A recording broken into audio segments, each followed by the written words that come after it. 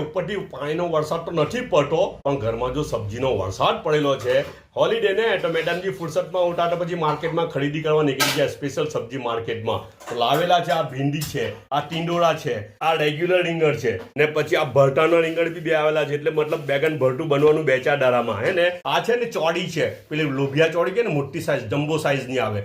પછી આ જે છે ને આ કચાલું છે. કચાલું કઈ બનવામાં એને આપણે એને પટરેલિયાની ગાંઠ કે બટાકાની જગ્યાએ આપણે અમુક સબ્જીમાં મજા આવી જાય. પેલું શું કે મક્ખનની જેમ ઓગળી જાય મોંમાં, આખું એમ મૂકો તો ઓગળી જાય, એવું મસ્ત લાગે ટેસ્ટ બી એનો.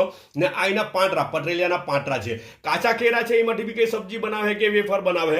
આ ખાટી ભીંડી બર્મામાં એને છીમ્માઉં કે એનું સૂપ બનાવે. પછી એને છે ને નોનવેજમાં સૂકા બુમલા રાખીને બી રાંધે, બહુ મજા આવે. પછી આ તો છે ને આ તો મેથીની ભાજી છે, આ હુવાની ભાજી.